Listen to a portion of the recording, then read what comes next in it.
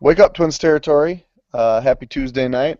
Welcome to Twins Hangouts. I'm Jeremy Nygaard, joined live by Seth Stowes. Seth, how you doing tonight? I'm a little tired, so I think we're hoping to be under 2 hours tonight, right? I think we can make that happen. There is a bunch of stuff that we should talk about. If you have questions, why don't you send them to us right away so we can get to them at the end of the show? We can take them over Twitter. We can take them on Twins Daily. We can take them on the event page on YouTube as well. Do not do the Q&A feature because for some reason I cannot enable that. So just an FYI, if you are listening live and you want to ask questions, ask us one of those other ways, just not the Q&A function. Seth, how's your last 7 days been?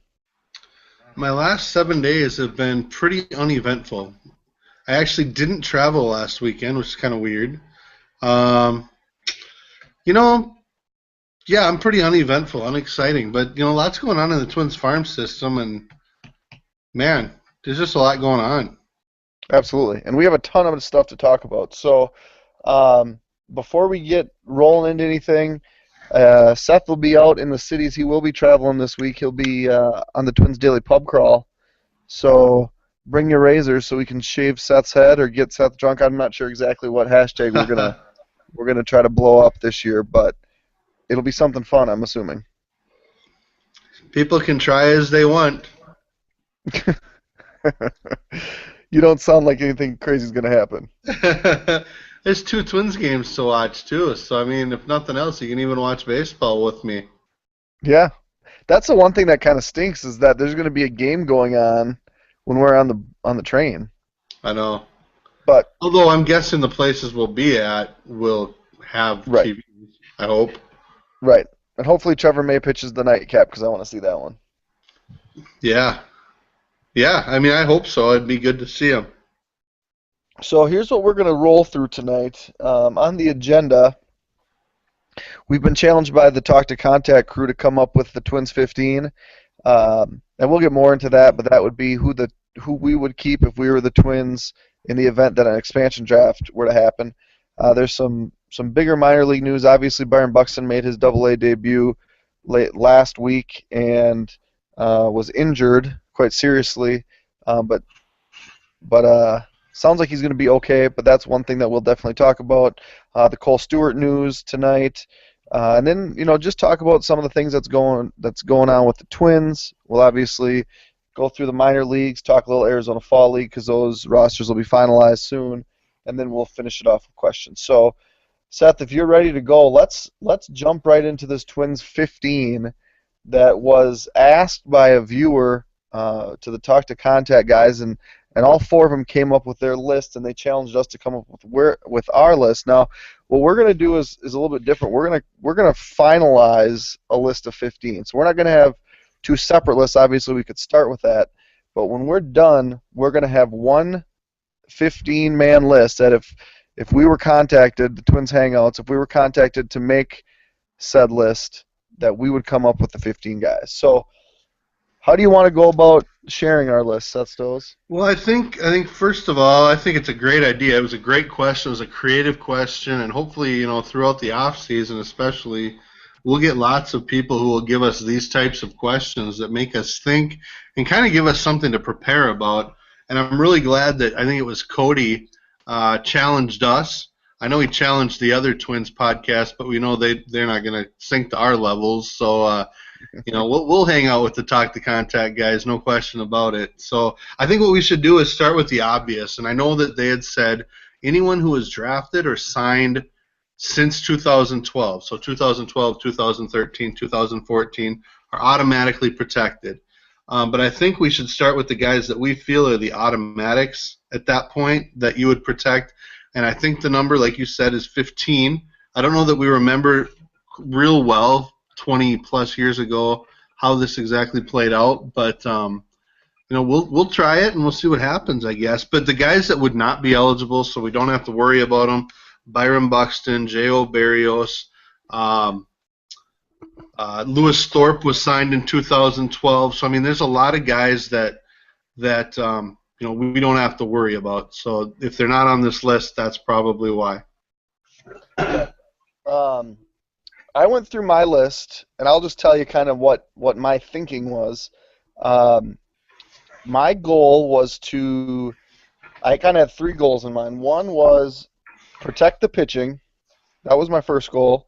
My second goal was to protect the prospects, and my third goal was to protect the guys that I thought could play on a competitive team next year, with the caveat that I wasn't going to protect guys. But I don't want to give too much away. But if I didn't think another team would pick up the contract on waivers, I don't think they would pick it up in an expansion draft. Was kind of my thinking. Yeah, and I think that's fair. I didn't exactly write down 1, 2, 3, but I think as we go through the list, at least the first two, protecting pitching and protecting prospects, is a pretty consistent theme for me, and that's kind of where I started. In fact, um, as far as, and definitely it's something we're going to debate as we get towards the end of this list. There's a lot of guys. Getting it to 15 is hard. I don't know if you struggled with it like I did. If we could have gone to 18, I think I would have been fine. But cutting it off at 15 means you're going to make some pretty good players available. Yeah, and I think that'll be a good conversation to have when we get later, because I think what went on in my head might have been a little bit different than what you were thinking. So it'll be interesting. But why don't you start off and give us some of your as I like to call them, no-brainers. Well, I'm going to start out. I'll give you one, Jeremy. And then, obviously a quick, some of these first ones, like you said, are pretty easy. So a quick reason, you can agree or disagree and then go on to yours, and we'll just kind of keep going back and forth. My number one, and I don't know, if this just popped into my head first or what, or in logic, but number one for me was Miguel Sano. And, elite prospects are elite prospects for a reason, because they have huge potential, and he's so young. So I mean that goes into the prospects, and he's a top prospect, and he would definitely get taken. Yeah, absolutely. He was on my list of my no-brainers. He wasn't the first guy I wrote down, but yeah, the obvious prospect that needed to be protected was absolutely Miguel Sano. The first guy that I actually wrote down on my list was Phil Hughes, major league pitcher, has a good thing going and is on an affordable contract. Was he one of your no-brainers? Well, I mean, I didn't really go in any order. We talked before the show, for those of you listening, and Jeremy said he had, I don't remember, did you say you had 7 no-brainers? And I started looking at my list, and I had like 11. So Phil Hughes, the number meaning nothing, but I had him at number 9, and he's definitely a no-brainer, because you've got 2 years. You've got a guy who's become, quietly, he's actually having some really good numbers that aren't even showing up in his numbers. So, I think Phil Hughes is a definite given. Okay, give me another one of yours. All right, well, I'll go right back to the prospect category, and I'll throw Alex Meyer out there. As frustrating as it is that he hasn't been called up for many yet this year, as frustrating as all those walks are, and as frustrating as basically the rumors that we're hearing that he's not going to come up in September, he's still a high ceiling guy if he can kind of get it all and bring it all together. So those are, again, that goes to the pitching and it goes to the prospects. So it kind of covers 2 of those, which to me makes it a no-brainer. Right, and he was a guy that I definitely had written down early. Covering my pitching, keep the pitching. I also threw Kyle Gibson as one of my absolutely, you have to keep him. Not a prospect, but a young pitcher who, when the good Kyle shows up, is a top pitcher. So definitely all 4 of those guys will be in the equation for the Twins in the next, hopefully in 2015, but definitely top guys that they will have on their team in 2016. Moving on, let's do another. Well, I definitely had Gibson too, and it's cost control. They're not even going to have to bring him to arbitration for a couple more years here, and he's pitching well. I wrote last week about him quietly putting up some pretty decent numbers. league average ERA for a guy in his first full year, and he could get 180. So definitely agree with Kyle Gibson. I'll add Brian Dozier. I mean, we'll probably spend a lot of time this offseason talking about the validity of signing him to a long-term extension, and whether or not they do that or not, the fact that it would even come up as a legit conversation says you got to keep him around. Yeah, absolutely. Just so everyone's aware, Seth and I have not shared our lists with each other at this point. So what he's saying is completely new to me, and what I'm telling him is completely new. I told him how many no-brainers I had. He told me how many he kind of had. But as far as the names go, we'd have no idea who each other has on the list. The next name I'm going to throw out, a no-brainer for me, is Oswaldo Arcia. And I have not always been the most supportive of Arcia, but he needs to be protected. Obviously, over the last week, we've seen what kind of power he has and what kind of hitter he can be, and he's a guy that should be penciled in to the Twins lineup for at least the next 4 or 5 years. Yeah, I mean, again, another easy choice for me. I've been on the Arcia bandwagon since he was in the GCL for some reason, but I kind of agree. Well, let's just say we'll talk more about Arcia, I'm sure, after we're done with our list. But the reality is, the power potential he has, if he can make just a few adjustments, he can become one of those, I don't know, special types of power hitters. So yeah, absolutely a no doubter for me. Like I said, I've got several more that I'd consider no doubters, but I'm going to go to a guy that they're keeping because he would definitely be taken. He doesn't really fit into the prospect category, but Glenn Perkins is a guy you're going to protect. I get that he's a reliever, but he's under a very fair contract, and plus you've got all the intangibles of the hometown team, the media good guy, and the fact that his slider and fastball are as good as anyone in baseball in that relief role. You're going to find room for a guy like that. He's going to be a big part of good teams in the future. Right, and the thing that's really interesting is when I started writing it, I had another column at the bottom that was just a will they protect and should they protect. And for me, those two check marks were pretty easy to make. But the one thing that I started thinking about is if Perkins was exposed to new teams, not necessarily teams that would be in the market for a closer, if he's exposed to a new team, there's going to be dozens of teams that are calling that team willing to offer prospects for Glenn Perkins. It's a great point. So even though he wouldn't necessarily fit into, maybe fit into either team's plans as we better get a shutdown guy for the ninth inning when we're winning, our 40 games a year or whatever, he would be a guy that is sought after by all the teams in the league. So Glenn Perkins was definitely a no-brainer for me as well. That's number 7 on our list. Number 8 that I'm going to give is Kurt Suzuki. And kind of for the same reason, some of the same reasons that you mentioned with Perkins. The contract, he just signed the extension, not necessarily team-friendly, but he's going to be the answer to that question, who's going to catch for the Twins for the next couple of years. Also, I think a team that's just building is going to need a catcher, and Suzuki would be a good leader for a team. There may also be other teams, if they're in the market for a catcher, that would spin something to get a guy like that. So, even though 3 weeks ago I was saying the Twins should trade Kurt Suzuki for, a prospect, now that he's under contract, I would keep him. I think he would get selected. Do we agree or disagree with that? Well, we kind of agree. To me, he was far from a given. I did have him right in that 15 range. I don't think he's a given and should be a given. That said, he would be a given with the Twins and with any team. Right. He would be a given. Whether or not I would consider him a no-brainer, I mean, that's just kind of personal preference. I think there's other options, and as much as they need a catcher, I do think they could go out and get a veteran again. So maybe replaceability might be another word that I would use in part of my criteria. I have him, but I don't think it's a no-brainer. Okay. So we keep him on the list for now, or do we discuss him later? No, let's keep him on. We both have him on. Okay. So we're over halfway there. That's number 8.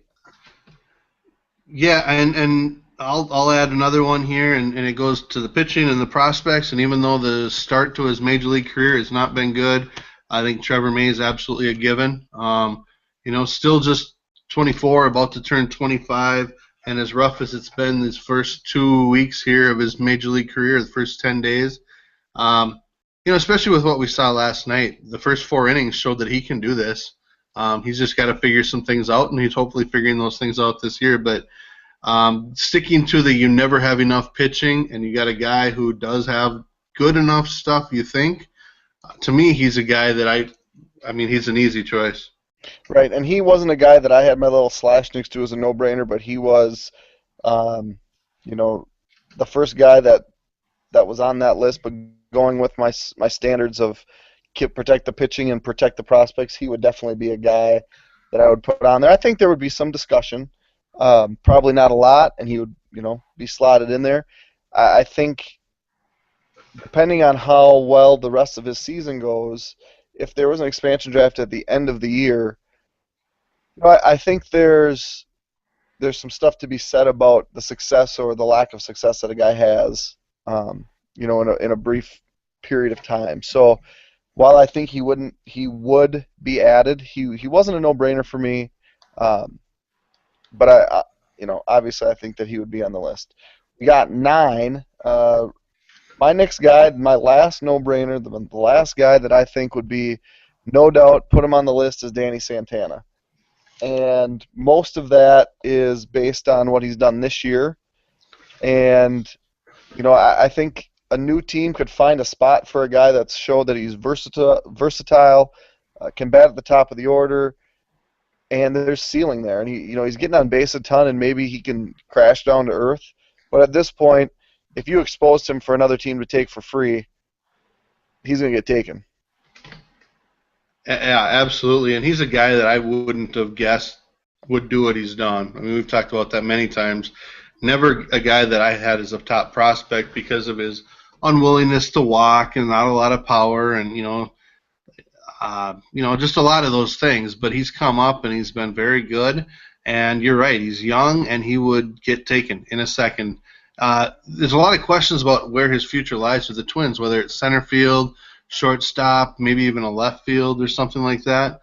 But he could go to any other organization and they would find a place for him, and the Twins have found a place for him. So, to me, that's definitely a no-brainer. And another one that kind of the same thing, coming into the season, there's no way I would have put him into the no-brainer category, and he's probably not a no-brainer, but he was definitely one that I didn't really second guess, and that's Kenny Vargas. Like I said, he was a guy that I probably thought that the Twins were going to protect 4 guys last year, and I think I had him number 5 on that list. But he's had a terrific year at Double-A, and what he's shown so far at the big league level, and maybe, again, we'll talk more about that later, is that he might be okay. We'll see what happens as he continues to gain more at-bats and other teams get more scouting reports on him. But, he's that kind of power is pretty special, and you kind of keep a guy like that. Yeah, Vargas was an interesting guy on my list.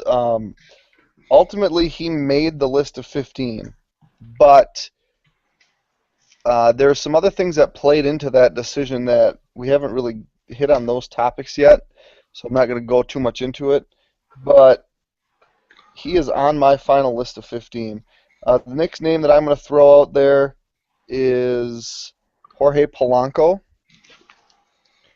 I don't think he's a given, but I think he's a good enough prospect that can potentially play a premium position at shortstop, that if you're looking to build a team, even if you know you might have to wait a couple of years for him and he might move over to second base, he was a guy that I had to add, going on rule number 2, protect the prospects, and he's a prospect that's kind of shot up the board.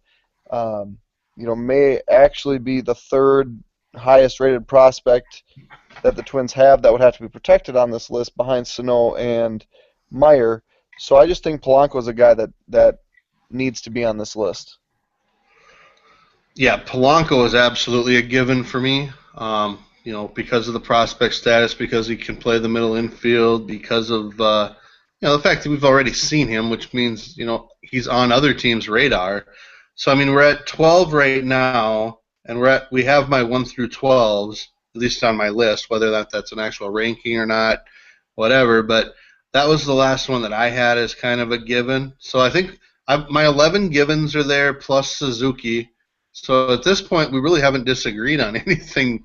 So we've got, and again, for those just tuning in or just listening, we're looking at we were challenged by the Talk to Contact podcast to do what they did, which was come up with the 15 players that if there were an expansion draft after this season, with what we know, players who signed or were drafted before 2012, who would the Twins protect if they could protect 15 players? And Jeremy, not to prolong this, but I'm going to just kind of go through right now. My list of the 12 that we've gone through and protected: Miguel Sano, Alex Meyer, Trevor May, Kyle Gibson, Brian Dozier, Danny Santana, Kurt Suzuki, Glenn Perkins, Phil Hughes, Kenny Vargas, Oswaldo Arcia, and Jorge Polanco. We've got 3 spots left that we can protect. And I've got 7 names that I have crossed out and circled and crossed out again and circled and put a new name in there and crossed out again. So the one that has not been crossed out is my number 13 guy, and that's Tommy Milone. And I think he's not a given because of the type of pitcher he is and the fact that you've already protected several pitchers, but he's a guy with a track record. He's left-handed. He's done it before. He's done it on winning teams before. And why not? The left-handed arm, doesn't matter. He throws 87, 88. He's succeeded. So to me, I put him on the list. Yep, he's on my list too. While breaking down the rosters, it got to the point where I was looking at basically these last couple of spots, and I thought, okay, well, Chris Johnson's in the organization, Logan Darnell's in the organization, Tommy Milone's in the organization. They're all left-handed starters. The thing that stuck out was Tommy Milone's had a lot of success in the major leagues. So you got to keep him. You got to put him on the list. Now, I did my list the morning or the day before, the day of his clunker. But even after it was done, I wasn't going to change it. He's been successful. He's had major league success, and he'd be a guy that a team would put in their rotation without a doubt. Right. So we've agreed on 13 of the 13 that we've talked about. And it just gets harder from here, guy, at least in my opinion. The next guy that I have on my list is Eduardo Escobar. Wow. And I'm going to give away why I have him on my list. As I was making my list, I put down the position that I would play these guys next year. And when I put Danny Santana down at shortstop, I thought, maybe Escobar doesn't make the list. But then when it got to Escobar versus Plouffe, I kept Escobar because I think I think he'll be first-year arbitration eligible. He's going to make $1 million. He could play third if Trevor Plouffe and his potential $5 million salary isn't kept. So instead of keeping Trevor Plouffe, I'm keeping Eduardo Escobar. All right. Well, we just covered 2 names, one being Eduardo Escobar and one being Trevor Plouffe. And this is going to end up being a really boring thing potentially here because I did the same thing. And it wasn't even so much with Plouffe for me. I kept him off the list because he is about to make good money in arbitration, whether it's $4 or $5 million. He's been solid this year, but he hasn't really taken that next step. And the one reason I really struggled is, Plouffe could play left, he could play right, he could play third, and he could play some first. I mean, not well, but he does have some flexibility for a team that could make him valuable. But I left him off. in part thinking that he might not get taken. Escobar, for me, it came down to the fact that he's proven to be a pretty good shortstop defensively.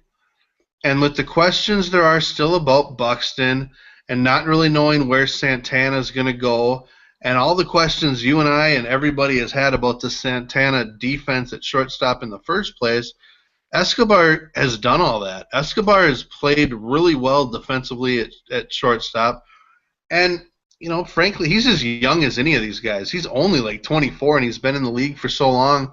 The only reason I considered not putting Escobar on there was because there is this sense, and maybe it's more than just the Twins, that he's a utility guy.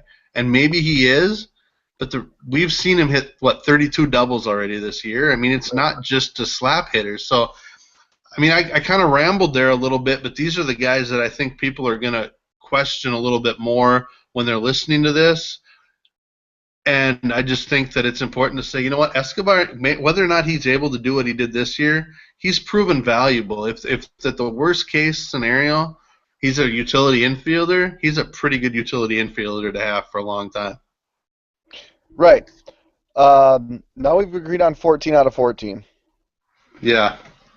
So, where do we want to go from here? Do we want to name some guys that we didn't add and why we kept them off? That might be a good idea. I'll throw one out there, and I don't think he's probably going to even be on your list, but he's a guy that I thought was worth mentioning because I think he should at least be considered. And again, if this was a list of 18, I'd have him on there.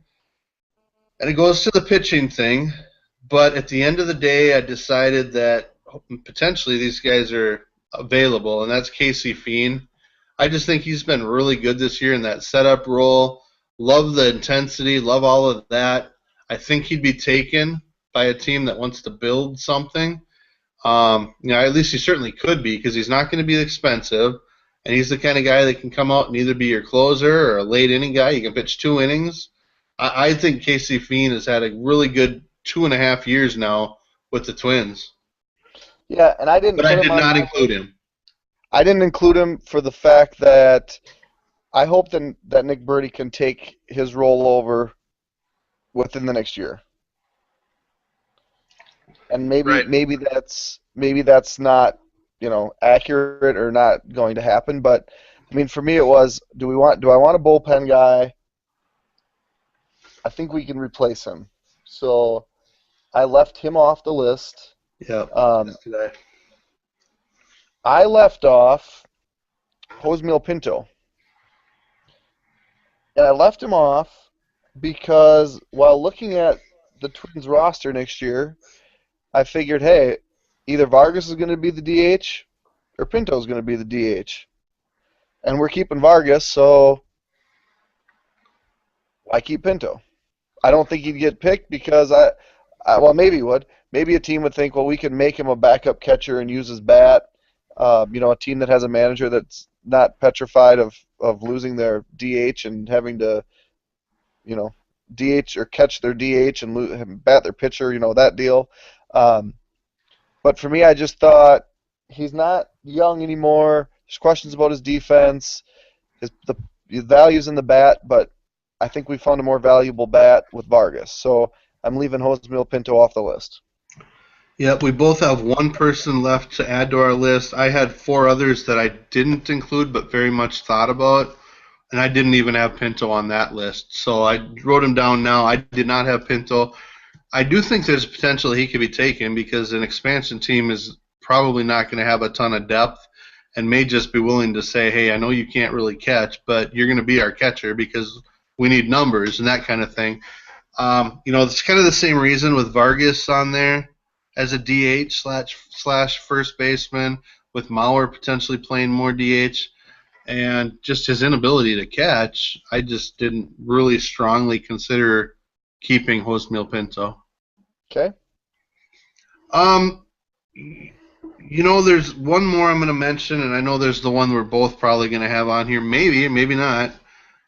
I did not include Eddie Rosario, and I think I think he's kind of taken a step back this year on the field, but then there's the suspension, and then there was that 4 or 5 day benching.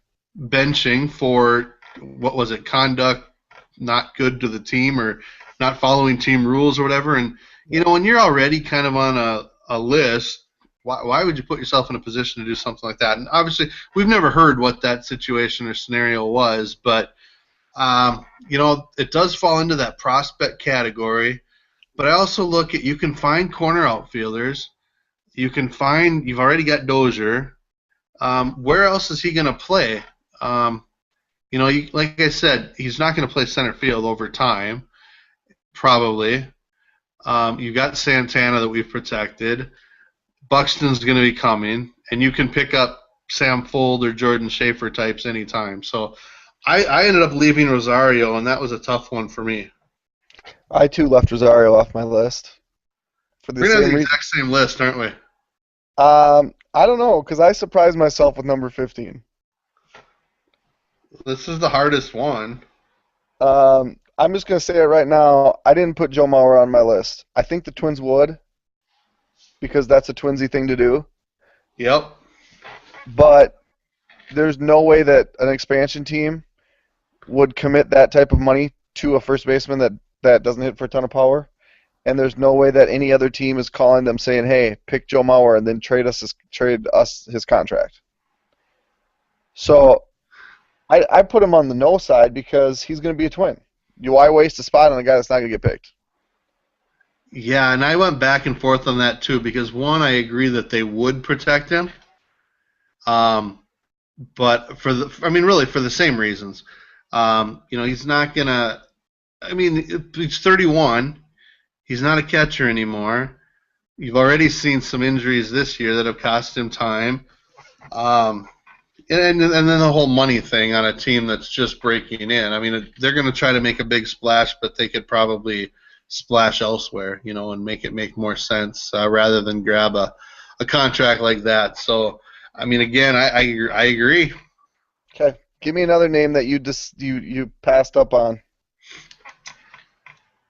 You know what? That's all I've got. I mentioned Fiend. We mentioned Mauer. We talked about Plouffe. I mentioned Rosario, and you mentioned Pinto. So those are the names that I had considered. Are there others that you had considered that you did not include? Nope. So we're down to our 15th and final player that we would protect. Do it. We should count to 3 and see if we're both going to say the same guy. Okay. All right. After I say 3, we'll both say it. So 1, 2, 3. Aaron Hicks. Aaron Hicks. Oh. We are way too similar. We should not be podcast partners. We need someone to disagree with. Oh, shoot. Yeah, I keep him. You know what, though? Here's the thing. He can play D at a major league level. He's a head case. He's not a head case. He's frustrating. But it'd be so hard to just cut bait on him. Now, I said it, a few weeks ago, if we can flip him for another guy that's like him, maybe a pitcher type, I would think about it. But at the end of the day, there's potential for a plus defender that can be a top of the order bat, that can be a switch hitter.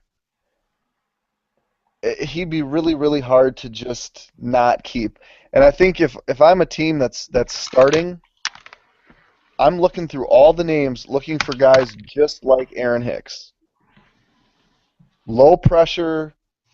If I draft him and he can come to the major leagues, great. If I have to stick him in AAA, fine. But there's a lot of tools there, and I have all the time in the world if I'm an expansion team. So, yeah, I keep Aaron Hicks. Yeah, and I would add an expansion team, as I mentioned, when we talked about Pinto, they're gonna not be strong everywhere. One of those 3 outfield positions he can play. The fact that they've now got him playing left, center, and right down in Rochester, and they did in New Britain as well, makes him more valuable. And you look at the tools. He can play great defense, or he can play defense pretty well. He's got an arm. He's got on base skills. There is some power there that could show up at some point. I mean, he's got speed. He's got all those things.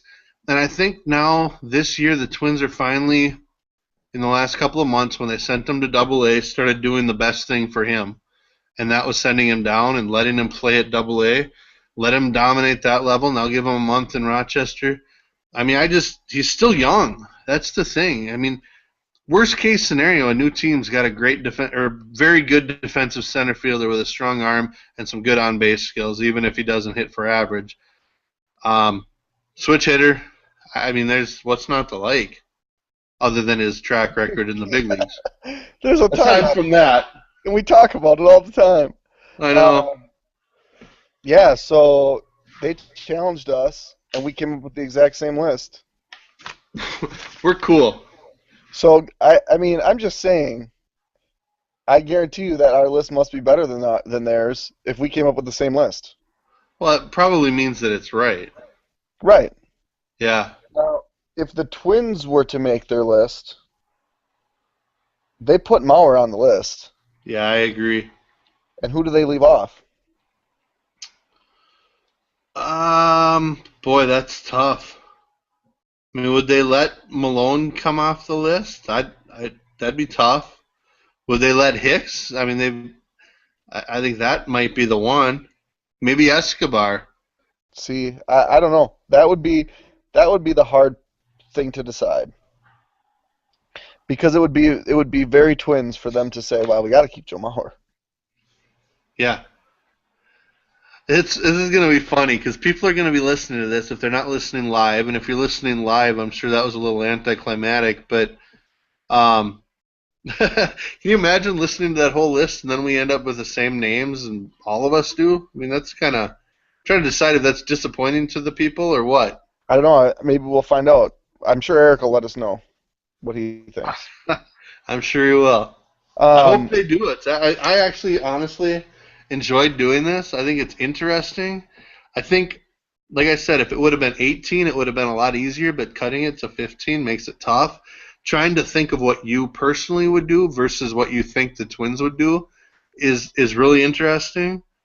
And then it's always interesting, okay, which guys do you value maybe more than other people do? And obviously we're on the same page on a lot of those things, but to me that was a pretty fun exercise, I guess.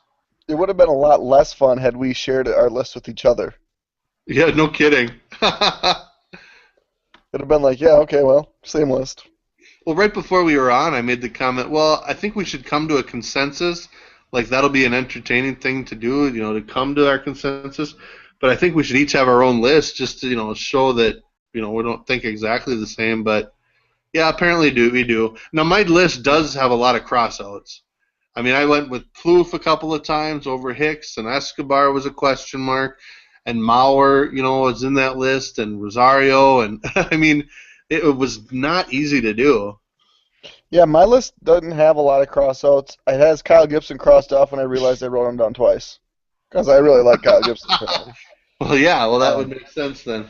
And then my only thing is I have 13 names, and then I have Vargas/Pinto because I was debating between the two of them, kind of thinking you could if you expose both guys. Like if you got to a point where you were running out of spots, and they're going to serve relatively the same purpose. You could expose both guys, knowing that if one gets taken, you could save the other one. Right. And that was kind of where I had Hicks and Rosario, too. It's like, well, what Hicks offers is the plus defense. What Rosario offers is the ability to maybe go into second base. But my thing was, Dozier's already at second. Yep. Polanco maybe have a future at second. That I could at least find a spot, whether it was backup center fielder / starting left fielder, I could find a spot where Hicks would play every day, potentially. Right. And I couldn't do that with Rosario. And same with Pinto. Once I kept Vargas, Pinto's got no spot. Right. So, yeah, I mean, it was kind of a brain exercise, but we did it. We conquered the Twins 15. It was probably fun because I never do exercise my brain. That's why you're so tired right now. I know. That and not going to bed. Well, you don't sleep. Yeah. Uh, let's move on from that and let's talk about I would say the biggest Twins news, and that is Byron Buxton. Now, I'm not exactly sure what day it was last week. Was it Wednesday, potentially Thursday? Um, Made his Double-A debut, and I believe he struck out swinging in his first three at bats. I was listening to the game on Yep. iHeartRadio, and what happened then was I kind of had it timed out. I would turn the radio on and listen to him bat, and then turn it off, and then turn it on a little bit later. Um, and after his third at bat, I turned it off and didn't turn it back on, and saw something on Twitter about Kwasnicka getting up and walking it off, and I'm like, well, that's weird. So I went back to where I was, because on my app it just shows like the most recent tweets. So I opened it up, and then as I'm scrolling up, I realized, oh, Kwasnicka was injured in a collision with Buxton. So then I turned on the iHeartRadio and listened to the whole deal. Um, that was a scary couple hours. I mean, listen, we've had a couple of those. I mean, you think back to our Billy Ocean show where I sang beautifully because of the whole J.O. Barrios shoulder concern. And then you go to that Buxton, and it felt the same. I mean, it felt like, I mean, I saw the first initial tweet, and I don't remember who it was from, someone at the game. Buxton and Kwasnicka are collided, and Buxton's out, or that type of thing. And, there were just so many things happening. There were so many people there, seemingly, for whatever reason, they were there. And we were getting a lot of updates, and none of them were good. And that was a little scary. I mean, at the end of the day, Terry Ryan said, he's pretty lucky because he just has a concussion. And obviously he wasn't downplaying the concussion. The Twins have had more than their fair share of concussions and know exactly how serious those can be. But that could have been a lot of things. It could have been a neck injury. I mean, it could have been a lot of things. He is back in Fort Myers, and what we're hearing is he is having some headaches. But other than that, he isn't seeing a lot of the other concussion-like symptoms. At the end, his head hit Mike Kwasnicka's hip, and Kwasnicka's yet to play yet either, unless he played in Game 2 tonight. No, he didn't. So he's still got the sore hip. I mean, it wasn't really anyone's fault. I mean, initially people are like, well, you can't play Kwasnicka out of position. Well, you know what? He's not out of position. He's played right field pretty much every game this year, or a lot of them. He's played there in the past, and it was his ball, and he got to it and he made the catch, and somehow he held on. Buxton just covers so much room, and he does it so quickly. It was a mess because they both were kind of off the ground and hit each other, and it was scary. So, but I think the news today then was that Terry Ryan is basically saying he's not going to play again for New Britain, and that's just the smart thing to do. Right. Yeah, that was my initial thing right away, was just shut the guy down, send him home. Yep. The first thing I thought was, well, maybe this is what happens when outfielders play in the outfield that have never played with each other. But then I realized Kwasnicka played all of last year in Fort Myers. Right. Buxton played half of the year at Fort Myers. They probably spent a significant amount of time in the outfield together. Sure. So, I mean, that's a freaky deal. I mean, good that that happened. Two people run into each other at full speed, and nobody breaks a bone. It's pretty amazing. Yeah, it really is. I mean, again, not to make light of or downplay the effects of a potential, of the concussion, but it could have been, really life-threatening. Right. For sure. Yeah. Now tonight we kind of have the same sort of deal when right there again. Jeff Johnson reports that Cole Stewart was touching 90 miles an hour and then was taken out of the game in Cedar Rapids tonight. Obviously, Stewart missed a month earlier this year missed a month ago with a shoulder deal, and is making, I think this was his second start off the DL.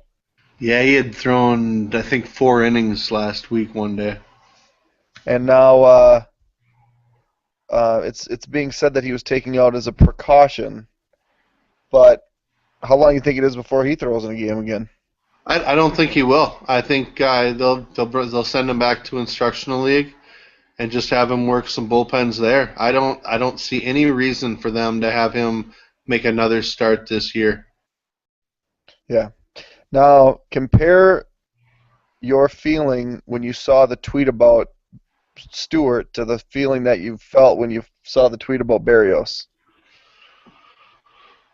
It was different. Like, I don't know. I mean, my daughter and I went for a long walk slash bike ride, and we were kind of away. And I happened to kind of look at my phone as opposed to when I saw Barrios and when I saw Buxton's. I was at my computer and watching Twitter, kind of watching what was going on. With this one, I was on my phone, and it maybe that was part of it, but I didn't get quite the same sinking feeling. Although I just went, oh man, here we go again. It's like you don't even know how to respond. With Barrios's, we were so nervous, and at the end of the day, it was like, okay, let's take a step back, and we'll find out what's going on. And I hope that's the case here. I don't know. Maybe I mean I didn't have Billy Ocean lyrics going through my mind tonight in the same way, and yet the concern is equal. I mean, these are both high end, high ceiling guys. Right. And maybe that's what's funny is because I was the same way. I was much more concerned about Barrios, even though Stewart's had a shoulder thing before. Right. Hasn't really built up his innings to over 100. I mean, he's flirting with 90 some right now. But shoulders are a bigger deal than elbows. Mm-hmm. So, I mean, it could be anything. Obviously, Alex Meyer had his shoulder thing, missed a ton of time last year, and didn't have any issues this year so far. Knock on wood. Um, but yeah, I guess it'll be interesting to see. And calling it precautionary, hey, the guy was throwing only 90, Yeah. so there's reason to be a little worried, and good for getting him out of the game. Uh, Mm-hmm. but Yeah, it'll they be didn't waste any interesting. time. No, it'll be interesting to see how this all plays out.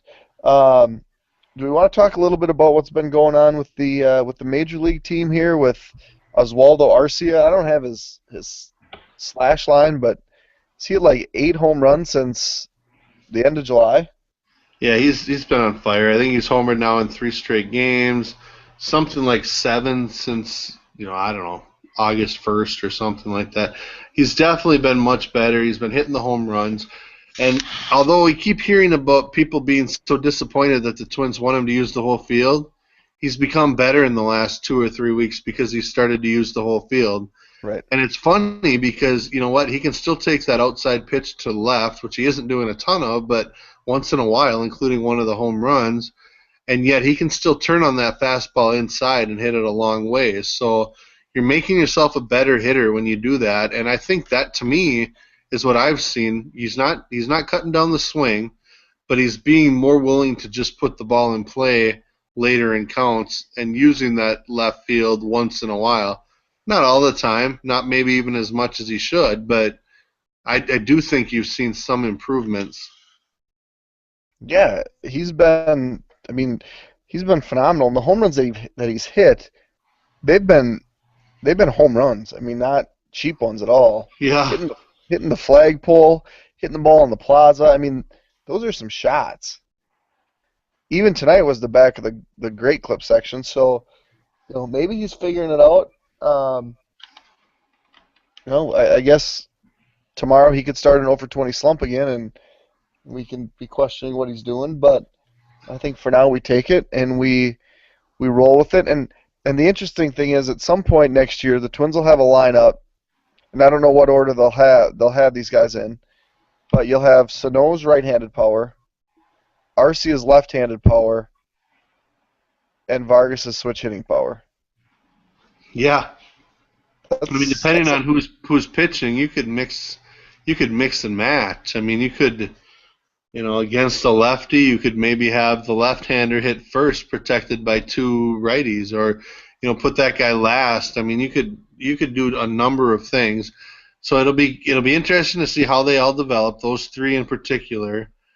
And you consider Buxton and Dozier and Mauer. I mean, as frustrating as these last few years have been, and as much as this year could have been different if those two guys would have been healthy, I still am of the sense that things are going in the right direction. Yeah, and I think that was kind of clear for the first few minutes of tonight's game. Um, that there's a lot of potential there, but it's young and it's inconsistent, and it'll be interesting to see. I look forward to spring training and seeing how some of these battles play out because there's going to be guys and there's going to be prospects, younger guys that are pushing for some spots that there hasn't necessarily been like that. We talk about a guy like Trevor Plouffe and Eduardo Escobar.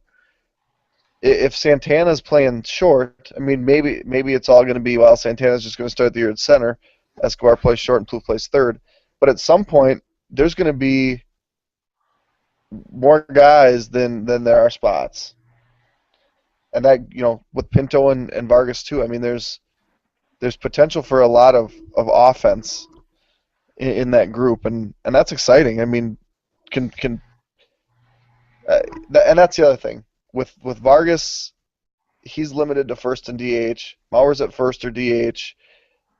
If Suzuki's going to catch 5 days a week, Pinto's not going to play. And we talked about that last week, so I don't think we have to beat that dead horse. But you have guys in AAA that are ready, and over the last couple of years, I think we've forgotten what that's like because you're calling up guys from AAA that most people have not even heard of, and they've never played in the major leagues before.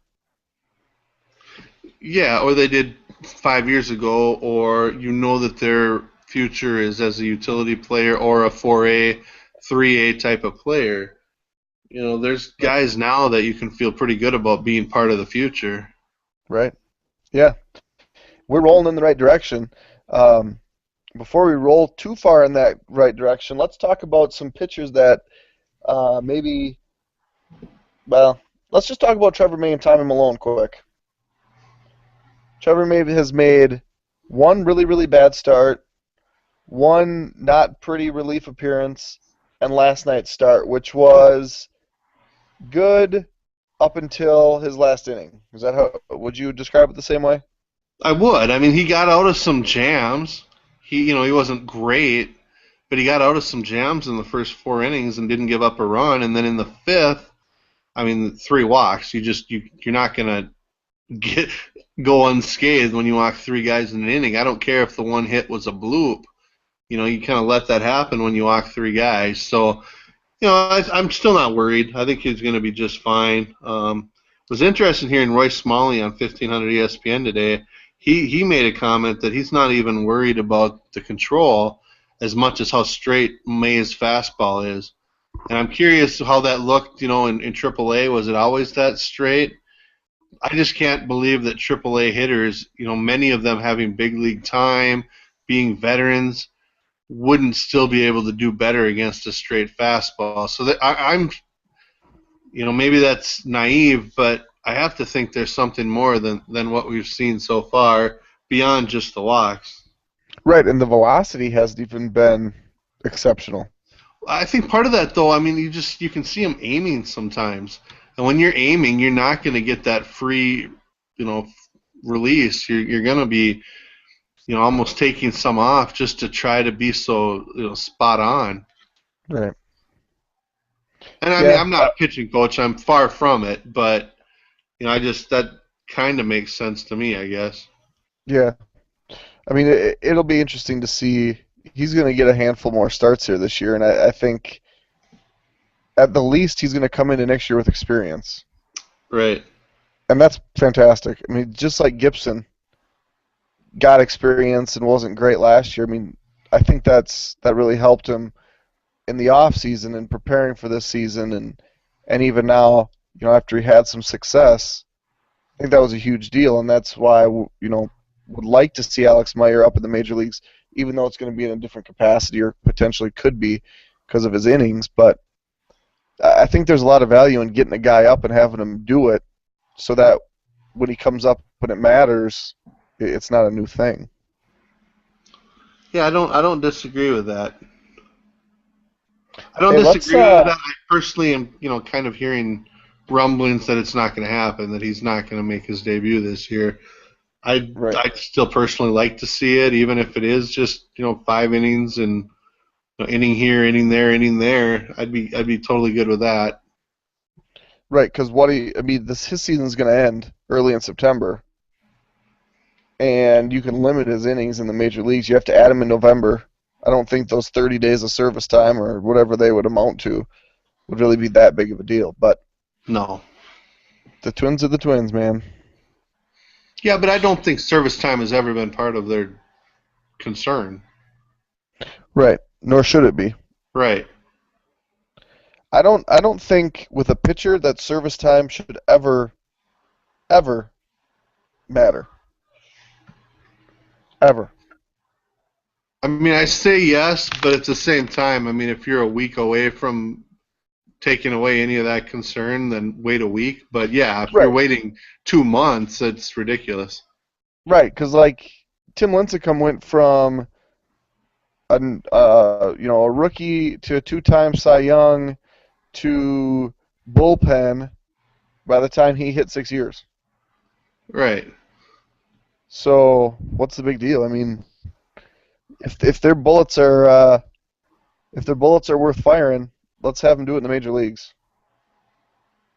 That's what I say. There you go. Anyway, let's flip the script here to the minor leagues. Do you want to give us a rundown on that? Yeah, I mean, let's kind of go through these. We'll go through these relatively quickly. I'm curious what people are looking for as we're going through the minor leagues. But Rochester tonight beat Buffalo 7-2. Tyler Duffy with another strong start. He's now made 2 starts for Rochester.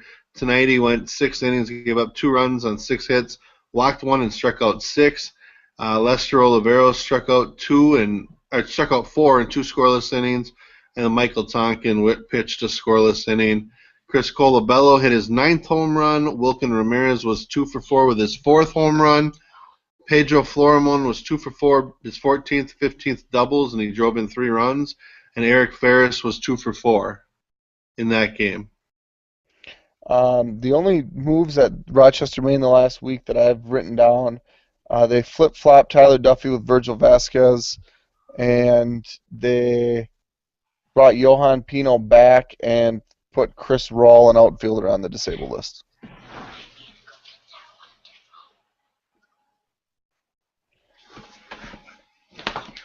What do you think about Tyler Duffy? It's kind of crazy because he was never a strikeout guy in the lower levels of the minor leagues. I mean, he was a reliever in college. He's one of those guys out of Rice, no less, who they gave a chance to start. And in low A, he pitched well, but he didn't get a lot of strikeouts.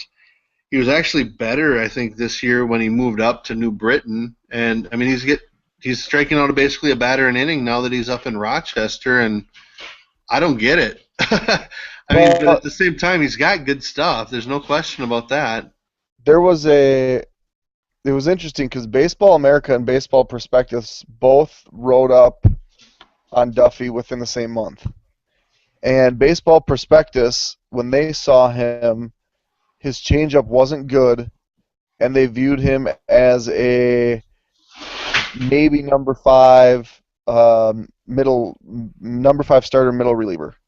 And then Baseball America's write-up was about how improved his changeup has been and how it's kind of become this new weapon.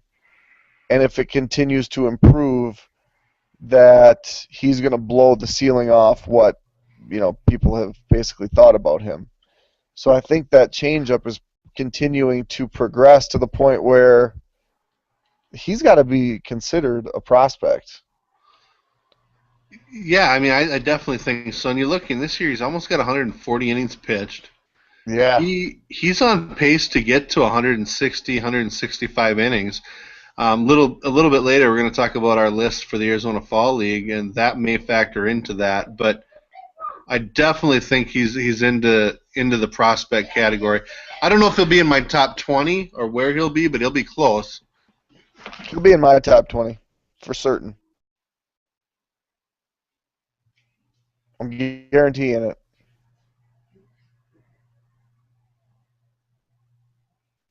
Either Seth got called away from his computer or he fell asleep. But I don't think he fell asleep. No, So I'm here.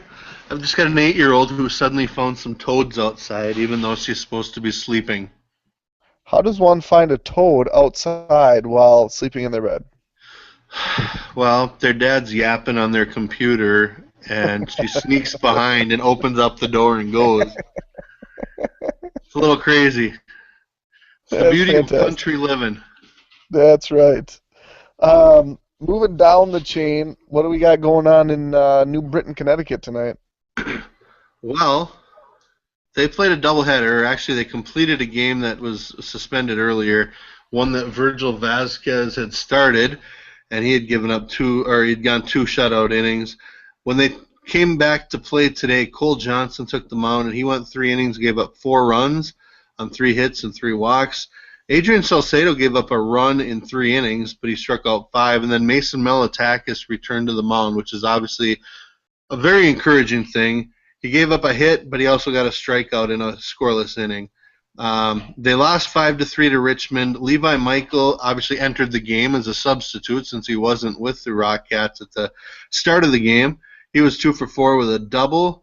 Kyle Knudsen was 2 for 3 with a double and 2 RBIs in the game. The second game is actually just finishing up here. We'll see if that one's actually done yet. It just finished, and New Britain won. They beat Richmond 5-1. Levi Michael was 3 for 4 in that game. He's now hitting 414 for those of you that are curious. Nate Hansen 2 for 4. Jorge Polanco 2 for 4, and Tony Thomas and Matt Coach were each 2 for 3 in the game. The starter in that game was Jason Adam, the guy who came over from the Royals organization in the Josh Willingham deal. He went 4 innings, did not give up a run on 4 hits, 1 walk, and struck out 2. Dan Turpin actually got the win. He got 4 outs without giving up a run, 3 of them on strikeouts. Ryan O'Rourke completed the 6th by getting the last 2 hitters out. And then Edgar Ibarra gave up a run in the 7th, but he finished out the game there. A couple quick notes. Obviously, Jason Adam making a start. He had made 1 relief appearance earlier in the week. So this is his first start, and obviously 0 runs in 4 innings is a positive. The other thing, obviously, the story of the week, aside from the Byron Buxton injury, was that over the weekend, in a doubleheader for the Rockets, another doubleheader, in Game 2, actually, on Saturday night, Virgil Vasquez tossed a complete game, 7-inning no-hitter, in which he didn't walk a hitter, he didn't give up a hit. In the first inning, a ground ball was booted by Jorge Polanco. Otherwise, it would have been a perfect game. So, Virgil Vasquez, 32 years old, veteran. The Twins have said, you know what, he could pitch at AAA. He could actually probably compete in the big leagues as well. But I know talking to a lot of his teammates, they absolutely like having him around. He's an extra coach. He's actually just able to eat a lot of innings. But for him to have a night like that had to still be pretty special. Yeah, absolutely. Um, I wasn't. Oh, I was at the Twins game, and so I was kind of catching up on it on Twitter after it was happening. So that was pretty neat to see. I mean, a no hitter's a no hitter, whether it's 7 innings or 9 innings or in the Double A or in the MLB. So definitely neat and cool. Cool for the other players to be involved in as well. And I think wasn't that one of the first things he said afterwards? Yeah, I mean, he credited a lot of people. He credited the defense. He credited Matt Coach, who he said he had not caught all year. But yeah, I think it was the first he's ever thrown, so it's just kind of cool to be a part of. For me, I noticed it first when he had 4 innings of no hit ball, and you just kind of look at the box score and be like, he's still got 3 innings to throw. It's not. But you kind of keep paying attention, and then 5, and then 6, and 6 2/3, and then you flip on the radio to listen to it, and it was pretty cool. Yeah, the moves that New Britain's made. They put Brandon Waring on the DL last Tuesday night. They activated him today. So they activated him when they put Pat Dean on the disabled list. They also got Virgil Vasquez back earlier. Activated Mason Melitakis, as Seth alluded to already. and cut Brad Boyer and have placed Mike Kwasnicka and Byron Buxton on the disabled list. So my records show that they have one open spot, um, but all moves there have happened in the last 7 days. Yeah, presumably Kwasnicka will be back, 7 days from, I believe that was Wednesday night last week. Presumably he'll be back, but he did also, along with Buxton, go to the hospital just to get checked out. So, they're obviously being quite cautious, and that's the right thing to do. I mean, Kwasnicka's been one of the best hitters the Rockets have had for the last 3 months. If you look at since June 1st, and that's a lot of games, he's hit 309 with an 822 OPS, 15 doubles, 7 home runs. I mean, he's been pretty on fire for the last 2.5 months. What's going on in Fort Myers, Florida? Fort Myers tonight beat Bradenton 3-2. Brett Lee won for the 10th time this year. He gave up 2 runs only on 11 hits and a walk in 7 innings and struck out 3. Nick Birdie struck out 1, gave up 1 hit in a scoreless inning. And then Zach Jones recorded his first save of the year with a perfect inning, including a strikeout. Aderlin Mejia was 3 for 5. Travis Harrison 1 for 3 with a walk, and he drove in a run. Obviously, kind of the story there, though, is Zach Jones' return. He had pitched quite a bit in Fort Myers with the GCL Twins.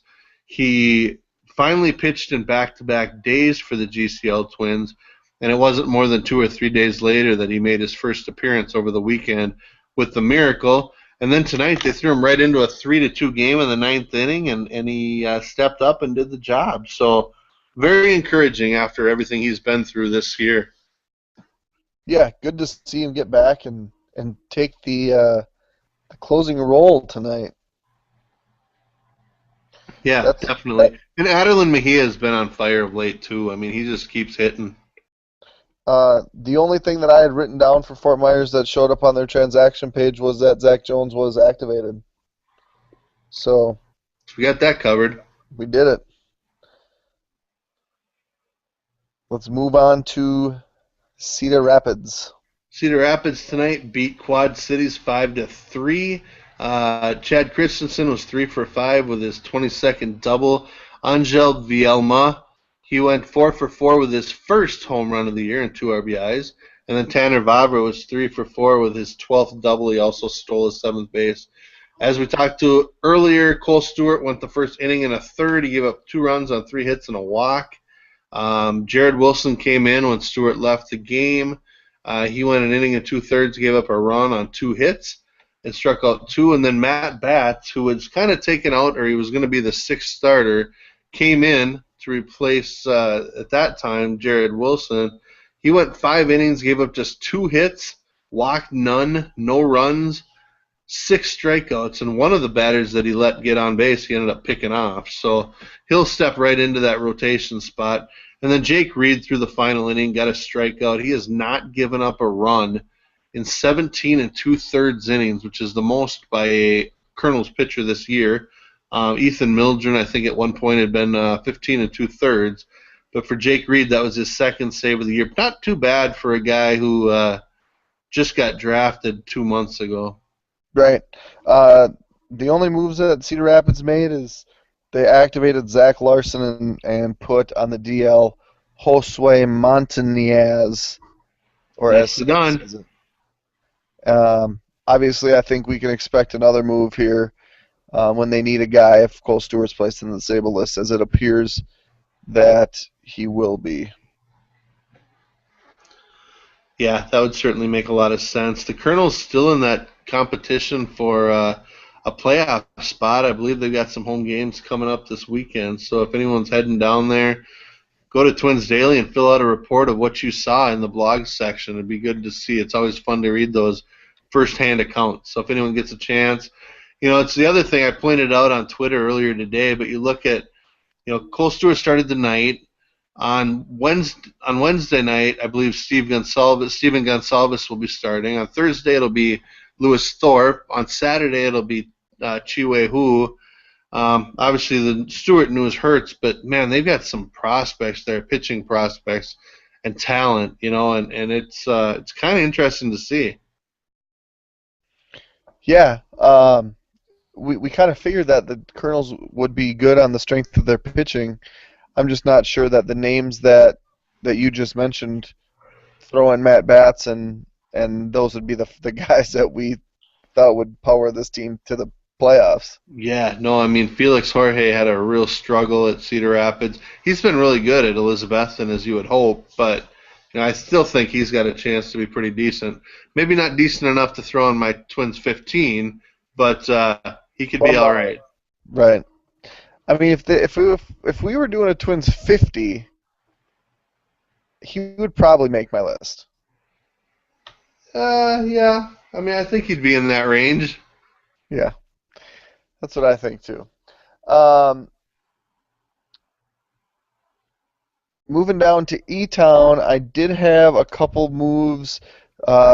Josh Burris and TJ White both moved from the GCL to E-Town. So if you want to give us the E-Town update, Let me ask a quick question. Where was T.J. White drafted out of? UNLV. Oh, okay. I was thinking he was a college or a high school guy, and it surprised me that they would have moved him up. But now it makes much more sense. All right, Yeah. Elizabethton lost. They were up 7-6 going into the bottom of the ninth, or into the ninth, but they fell 8-7 to Princeton. Michael Cedoroff started, gave up 5 runs, 4 of them earned on 6 hits and 2 walks in just 4 innings.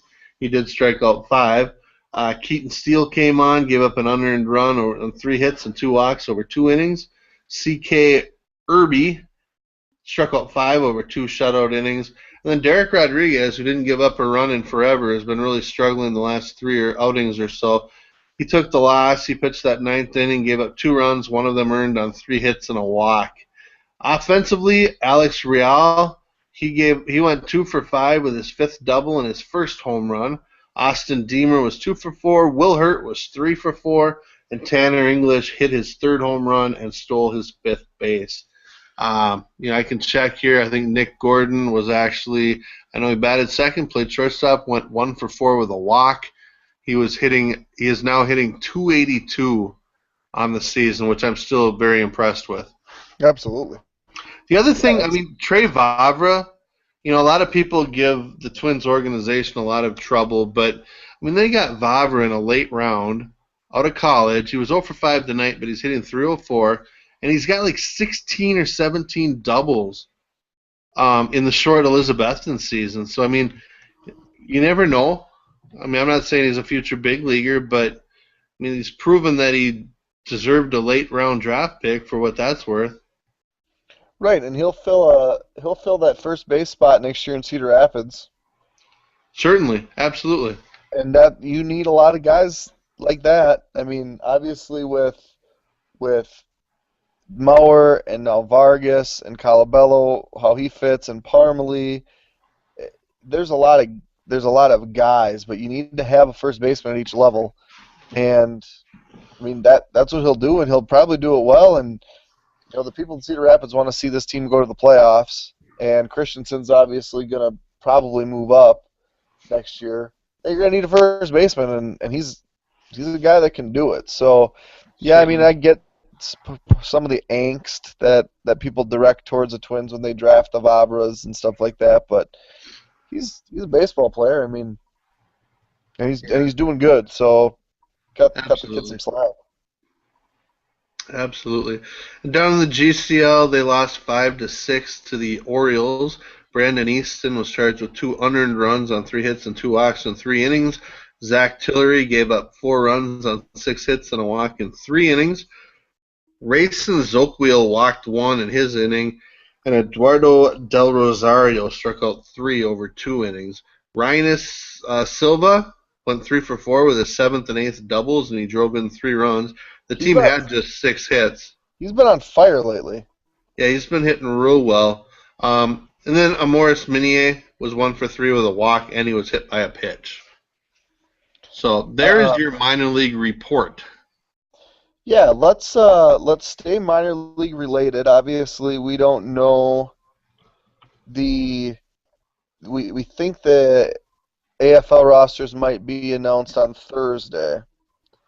Yep. Uh, but do you want to take us, kind of give us an overview of what that's all like, what we can expect? Yeah, it'll be interesting to see how that plays out. I mean, there are a few rules, and I think we've kind of been over those before. But the players can't have more than 1 year of big league service time. So obviously, there's certain guys like, including I think Aaron Hicks, who would not be eligible to play. Um, if the player is from a place where they have a winter league, being Australia, Venezuela, Mexico, Puerto Rico, Venezuela, I don't know which one I forgot, Dominican, they can't play in the league unless their team gives them a waiver, like the Twins got last year with Eddie Rosario from his team in Puerto Rico. So there's a couple of rules. The other thing is they can only have two players on the roster who are not have not yet played at Double A. So that's come into play the last few years. Um, and other than that, typically a team is going to have six and possibly seven minor leaguers that they'll send to Arizona to play basically from November, well, what is it, about early October until right before Thanksgiving. So about 6 or 7 weeks of playing against some good prospects from the other organizations. So yeah, it'll be interesting to see. I think if I read the tweet, I think from Mike Berardino correctly, they're going to finish up their list on Thursday and probably announce it Friday or some other time. But we could see that as early as Thursday. So I think we both wrote down our list of the 7 players that we think maybe the guys to go. It's always interesting because it's not always just obvious people. It's not always your top prospects.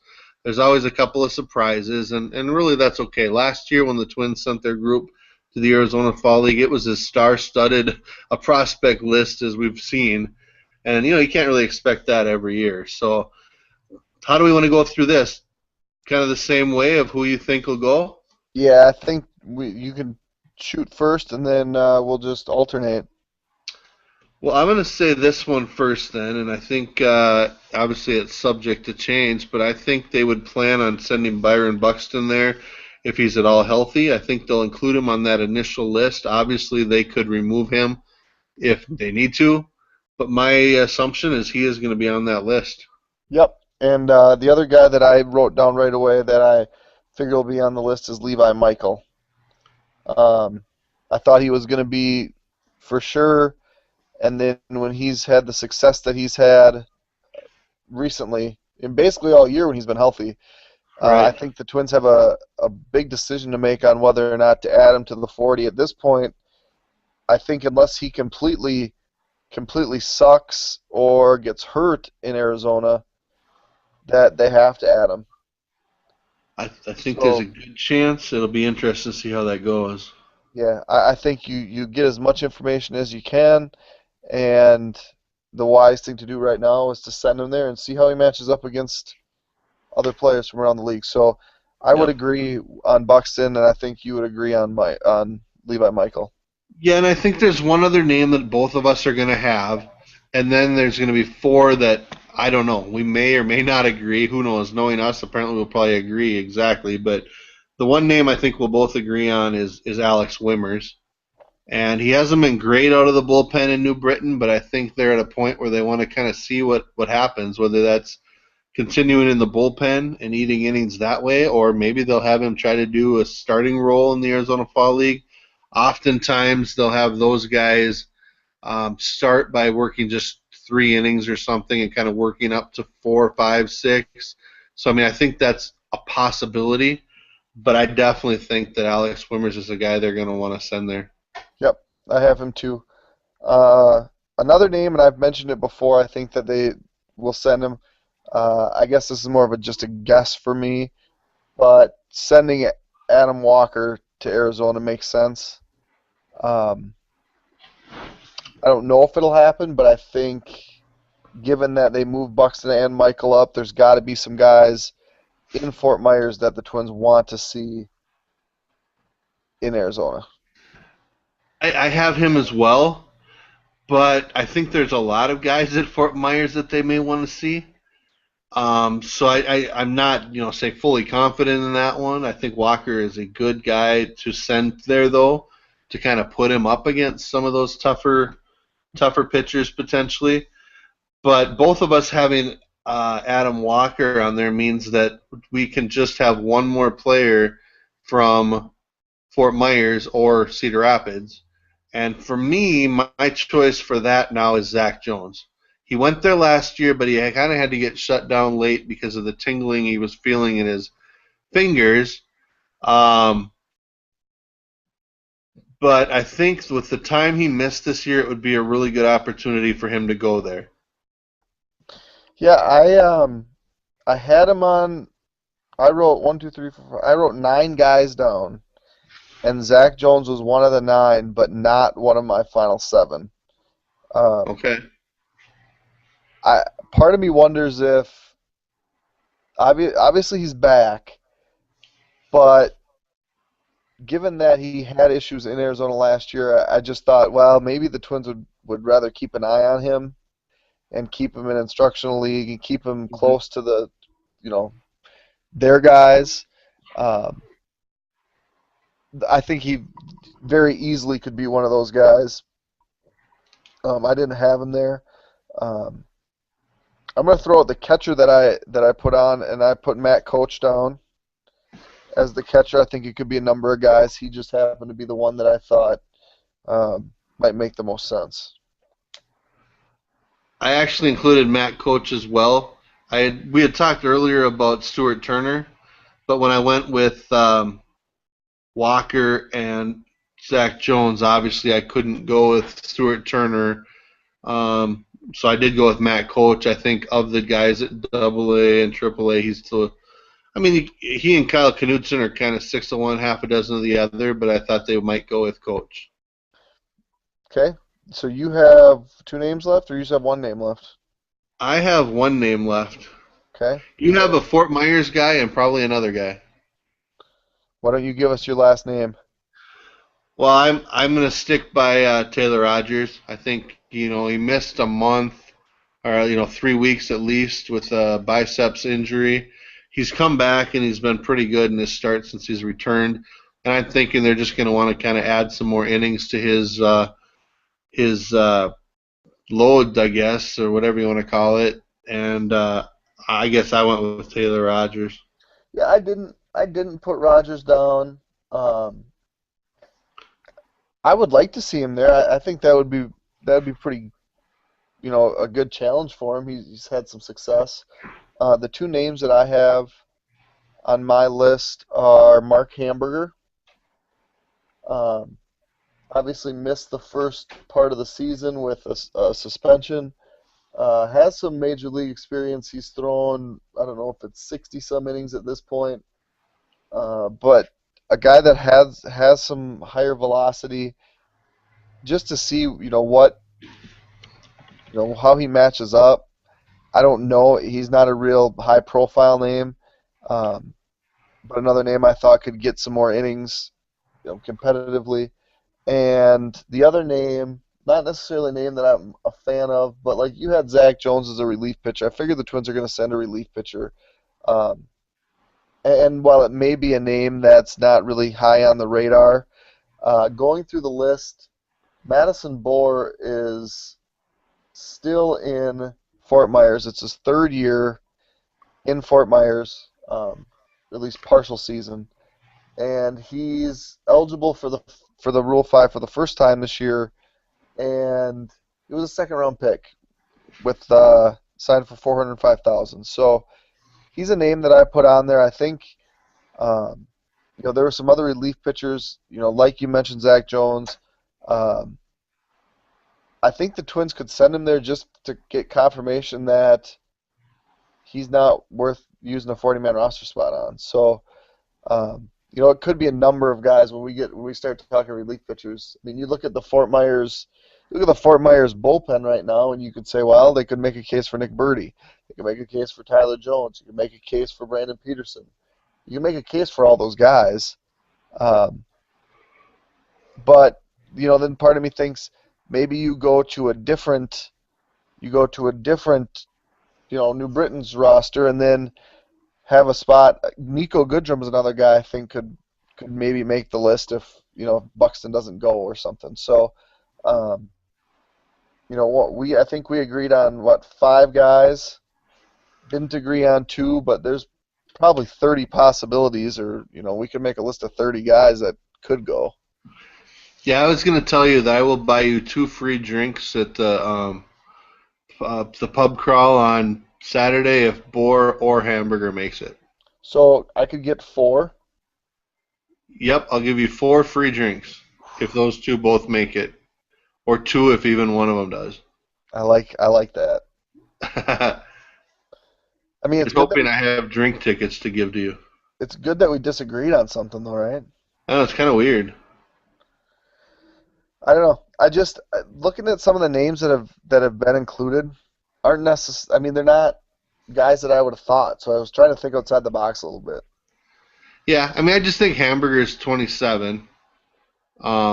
He's got, like you said, he's got 8 big league innings, and not a lot, but I don't know. I think that might be a guy where they're going to try to not make him visible to a lot of other teams in an attempt Right. to not have to add him to the 40-man roster, knowing he's going to want to stay with the organization. Right. But he's an interesting thing. He's kind of an interesting figure too, because given that he has as much minor league experience as he has, he would be a minor league free agent. Right. So, I mean, the Twins could re-sign him, and it's possible that they signed him to more than a 1-year deal when they did sign him. That's not information that, I'm privy to. But at the same time, let's see if he's a guy that we want to add to the 40-man roster. I don't think they would, but they could have a ton of spots. So, I think you got to see what you have and go from there. And he hasn't been great, but he went from Double A to Triple A after not pitching affiliated baseball last year, and I don't know. All I know is that I got my fingers crossed for those 2, because that's 4 beers for me. That works for me. I'm good with that. Okay. I would offer to buy you all the water that you want if your guys are right, but that'll be my offer for you anyway. All right. That You want sounds water, fair. I'll keep you loaded with water. That works. Do you think there's a chance that Goodrum goes? Yeah, I mean, he's a name I'd consider. I'm more curious on if he gets added to the 40-man roster, to be honest with you, because he is eligible. He's just played at Fort Myers. He doesn't have huge numbers. I 100% believe in his tools and his growth potential and power potential, while still believing that he can play shortstop and has the arm and the range for it. So, I mean, from that perspective, I'd want to protect him. I think it'll come down to a numbers game, and the reality is I don't think he would be able to stick because, I don't know that a team would be willing to let him just literally sit the bench pretty much the entire year. He Right. doesn't have the great speed. He's got 32 or 32 stolen bases this year, and he's a great athlete. I don't sense that he would stick. Right, but I mean, you could have made the same case with Polanco and Kepler and Vargas. At some point, you just have to say, we don't want to know if he could stick. And I don't know if Goodrum necessarily fits in that category, but you want to. I mean, you've developed the guy for 4 years. Let's see what he can do in the next couple of years, and then make a decision on him. Yeah, and it'll all come down to how many spots they've got. I mean, They could have 12 or 13 of them. Yeah. I would make the move. I would keep him because if he did get drafted, like you said, he probably wouldn't stick. In a pinch, he could play short. He could play third. He could be a pinch runner. I'm guessing he's athletic enough that he could handle a corner outfield spot. He would be versatile enough that you could make a case. I wouldn't put him on my 25-man roster for a year to stick him back in the minors, but at the same time, I'd like him on the 40-man. Let's move him up to New Britain next year. Let's play him at short, and let's see. Let's continue to see what we have as his body continues to fill out, or do whatever it's going to do. He's only 22. and go from there. I mean, if they've got 12 spots open, I'd definitely add 7, 8 guys to it. There's no reason not to. I don't envision them being real active in free agency this year because, I mean, I just think they've got, unless you're going to go after really good arms, there's no real benefit in going after any of the mediocre arms again, Right. especially with the numbers that they've got. And, Meyer getting added too in the offseason. You look at the infield, I think you've got enough shortstop, second base options. I think it's an easy choice to keep Plouffe. Obviously, Mauer's going to be there. You've got enough options in center, and you might add a couple of outfielders for depth or even one to be a starter. I just don't see them being real active in free agency, at least on major league contracts. So I think fill it up is my Right. theory, but I mean, I guess we'll see how many open up. Right. And I think I would like him to go into the Rule 5 draft with a few spots open. Right, I agree. And the way that they've tried to add really, really hard throwing dudes, it wouldn't shock me if, that's usually the appeal in the Rule 5 draft as well. This guy throws 99, but you never know where it's going to go. The Twins have been adding guys that can almost hit 100, pretty frequently. So, plus it's just fun to listen to the Rule 5 draft and then look the guys up. It's definitely more fun to look players up. I would also say that they've been this mode of trying to add more power arms has been going on for 2 or 3 years, and still the Rule 5 guys that they've taken are Terry Doyle, Scott Diamond. I mean, Ryan Presley throws fairly hard, but he's not one of those upper 90s guys. Right. So I don't know that necessarily they're one and the same. Right. No, I would agree with that. Hey, let's do some questions. What do you think Yeah, about that? that sounds good. Question on Twins Daily from Nader791. Kenny Vargas has been remarkably consistent at the plate in his first 15 to 20 games. With advanced scouting the way it is, when can we expect opposition to start finding possible holes in the swing? Are we rapidly approaching the point, or are scouts still building the book on him? Um, I mean, I think it's a good question. I think that with the way things are now, people had a book before he came up. They saw him in the futures game and frankly saw a couple of weaknesses there. I'm just frankly impressed with what he's been and his willingness to use the whole field, his ability to hit for power and be as strong as he is, but at the same time still understanding you hit the opposite field pitch the other way to drive in a run. I've been impressed. At some point, there's going to be more information, and people will know where to pitch him, where not to pitch him. But unlike Arcia, I've not seen at this point the big obvious holes in his swings that we've seen other players have. So, I mean, I'm encouraged, but obviously I've been around and kind of following this long enough to know that at some point he's going to hit a streak where he just can't get a hit for anything. That's just going to happen. Right. And then I think it's going to be not so much how he reacts to it, but how the guys around him react to him not really reacting to it. You know what I mean? Right. I mean, No, I didn't understand that at all. you didn't? No. The thing with Vargas is that we've heard is that, he's just a happy dude. Yep. So it's easy to be happy when you're doing well. Yep. But then if he's not doing well and he's the same dude, how are the other guys, the more veteran guys, going to react to Yeah. that? Yeah, because, I mean, that's rubbed some players wrong and teammates wrong to this point in his career. So, yeah, maybe major leaguers, we'll see. But, I mean, I think at the same time, if he's produced enough previous to that, he may get a little bit of wiggle room. I mean, to me, I think it's great if guys can be the same people they are. People hate Mauer for being so cool and calm even when he's struggling, and to me, it's most important that he does that even when he's struggling. So for Vargas, if he's happy-go-lucky when he's going well, I'd want him to be happy-go-lucky when he's struggling, and I hope he can do that, and I hope people would be okay with that. The Big Spoon is a happy-go-lucky dude. Big Spoon. Okay, question from Josh Meyer at T-Wolves fan. Who has a higher ceiling between Amoris Minier and Luen Diaz? I want you to answer that one. You want me to answer that one? Yeah, I mean, Well, you're the one that follows the international thing, and I look at it like this: they both got, say, 1.4, $1.5 million signing bonuses under the new rules. I believe both of them were under the new rules. Maybe not Minier, but yeah, Minier was.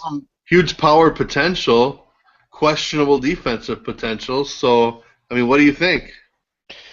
If you told me that I could have one but not the other, um, they are very similar. But I would probably take Minier just for the fact that he's a switch hitter.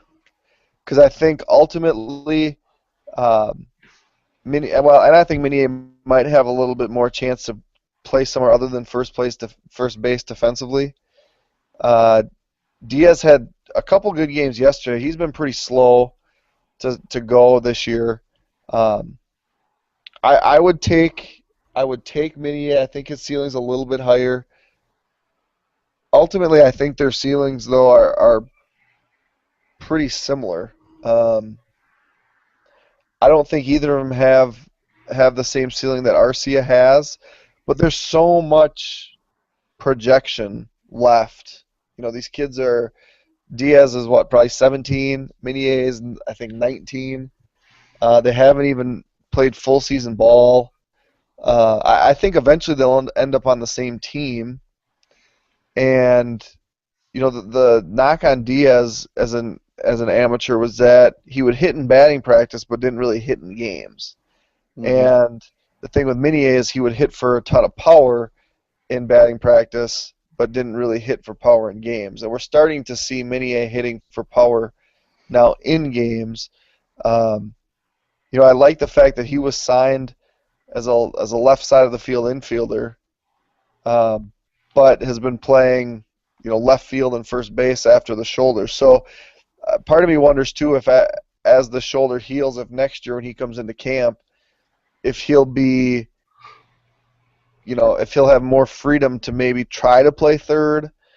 Um, I don't know how that's going to work, but I think there's still some potential there that he might be able to play a defensive position that's a little more of a premium position than Diaz, who's going to be a first baseman if first baseman or a left fielder.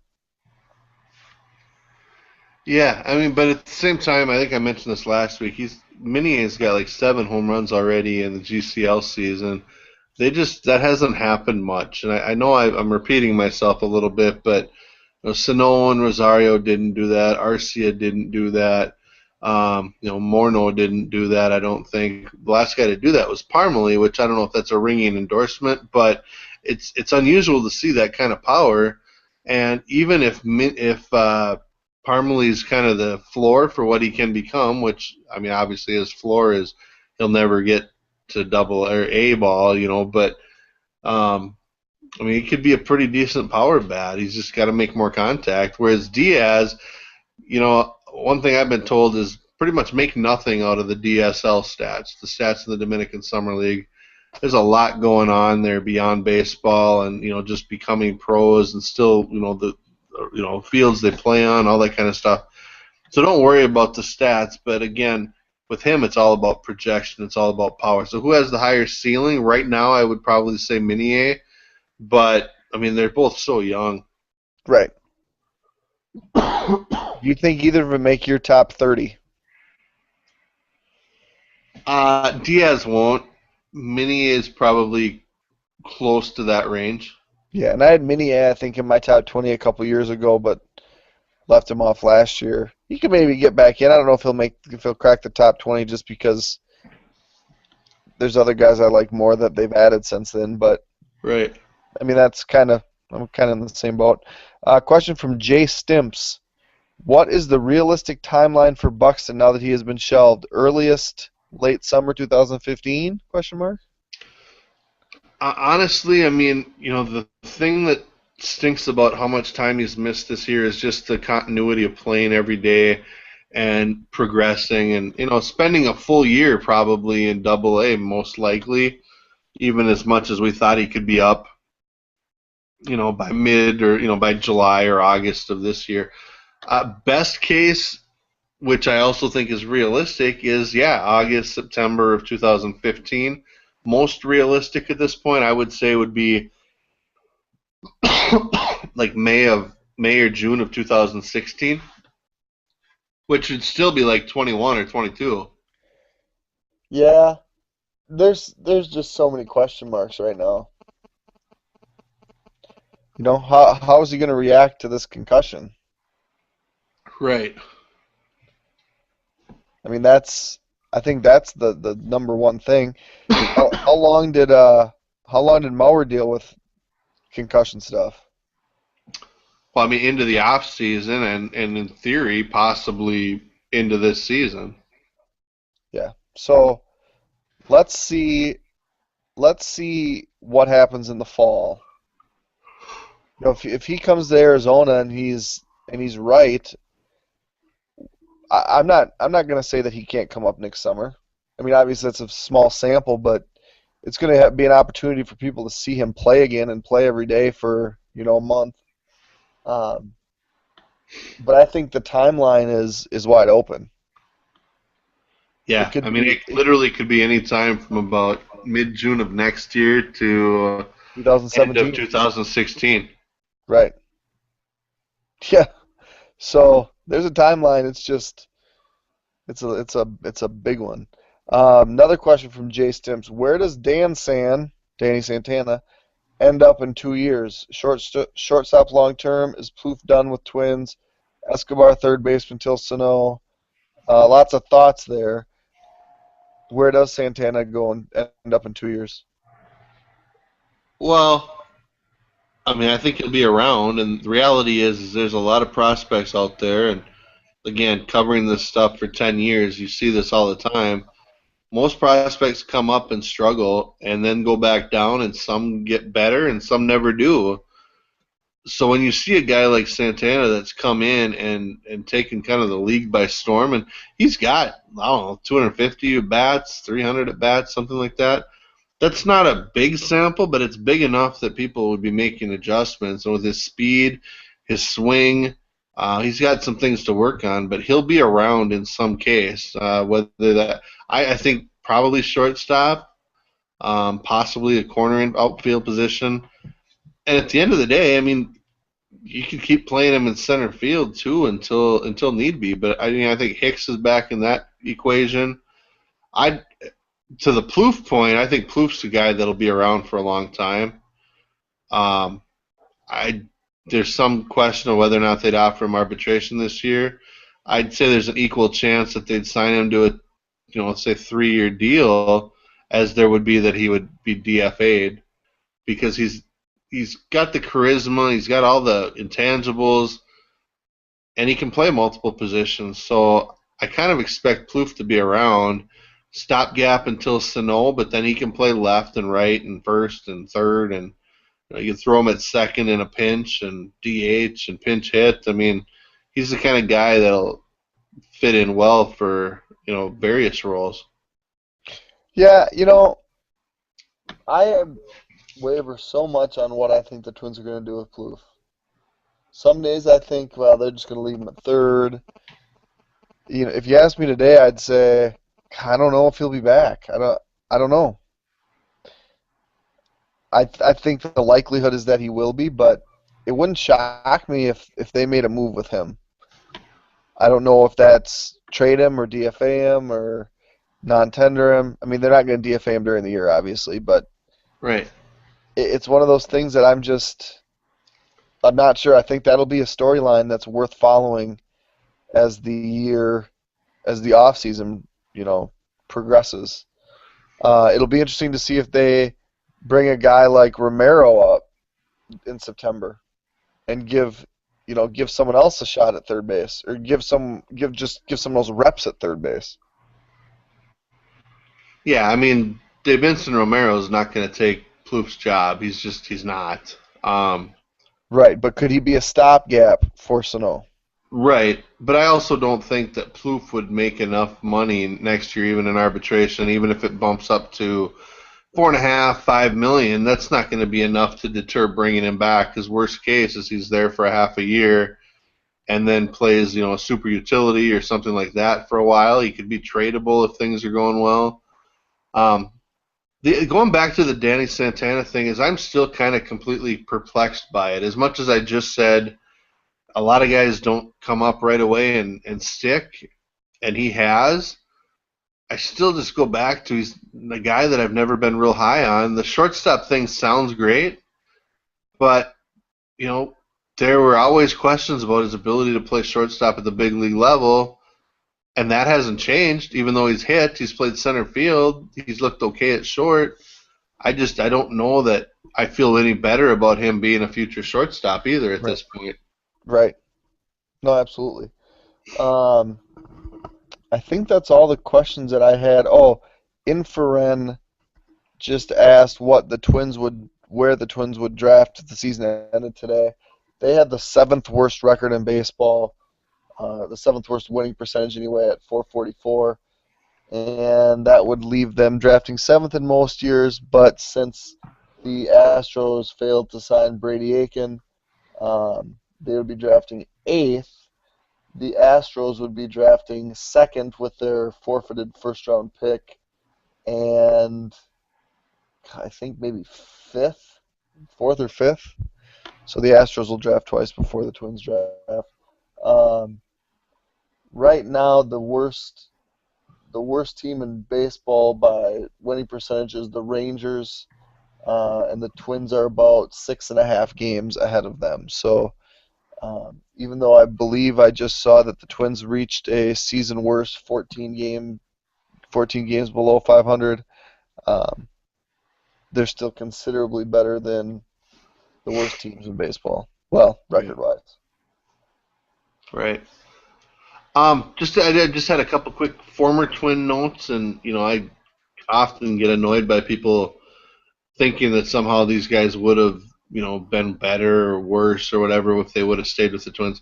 But I think I like following these guys because I think a lot of them are part of what got us going and excited about baseball for a while. So I mean, it's a couple things. One, this last week, Michael Kadire in his second game back with the Rockies hit for the cycle, which is one of those statistical anomalies, but it happens less frequently than no hitters. So that's kind of neat. It was his second, and I was actually at his first game. I think it was my first game ever in the Metrodome press box, and it was against the Brewers. And so I saw that one. Then, it's kind of interesting looking at the leaderboard in the National League for batting average. Jeremy, I don't know if you've done that lately. I haven't. Well, I mean, I saw Morneau's first. Yep. This is Um, coming into today, and Morneau is hitting 321 to lead the league in batting average right now. I'm not sure where Span fits into that, but he's been on a tear. Span right now, and again, this is through games on Monday, was at 302, which is eighth in the National League. Ben Revere is ahead of that. Ben Revere is number 2 at 313, right behind Justin Morneau. And Carlos Gomez is the first member of the 2020 club. So that's good.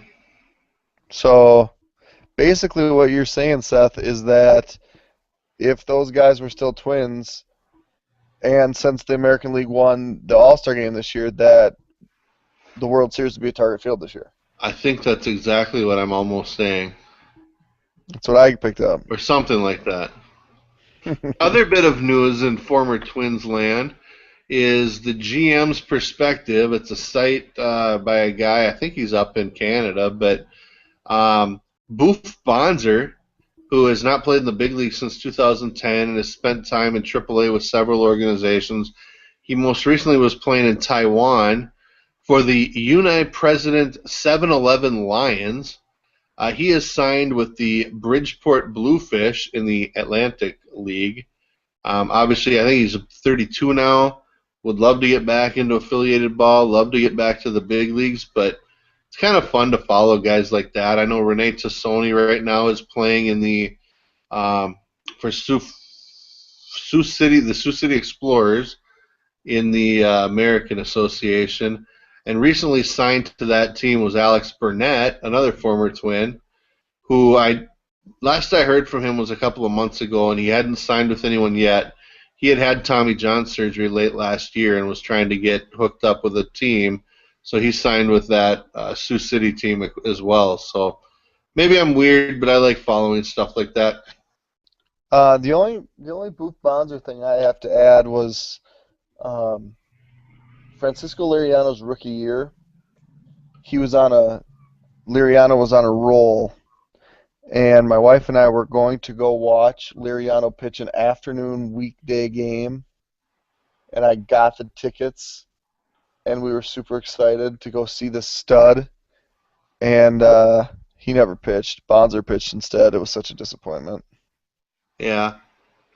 It's interesting too, and I don't know. I mean, it's been so long now that I was just starting to blog. I don't know if anyone listening even cares or heard this story, but you remember in 2006, things were going just tremendously for Francisco Liriano. He was throwing 95, had the slider, had the great changeup, and in fact, we all that watched every day knew that he was pitching even better than Johan Santana, who had already won one Cy Young, should have won a second, and was on his way to his second in 2006. But Liriano was even better.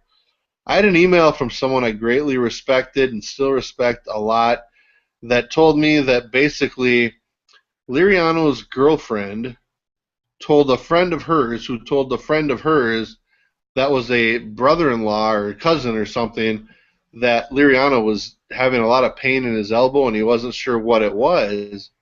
Well, I actually sent an email to one of the Twins beat writers at the time and said, "Is Liriano pitching today?" And that beat writer told me, "Well, yeah, he's out in the bullpen right now warming up." And I just kind of dismissed it and everything. Well, he ended up throwing a shutout that night, and and so everything was kind of forgotten.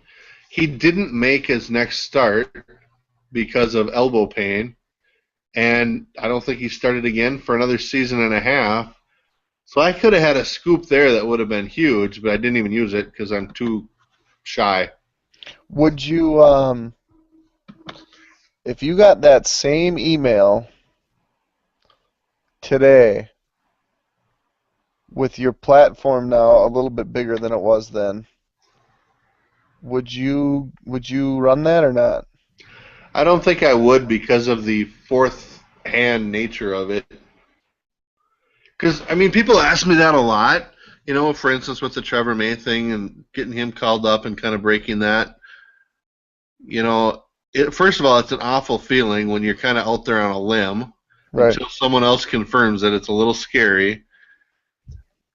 But secondly, I take a lot of, I don't know if pride's the right word, but I think I've built up enough credibility over these 10 or 11 years that it would be frustrating for me, but I'm sure a lot of people that kind of have gained, I've gained their confidence over years would be disappointed if, one, I just made up something, or two, I did or said something that proved not true.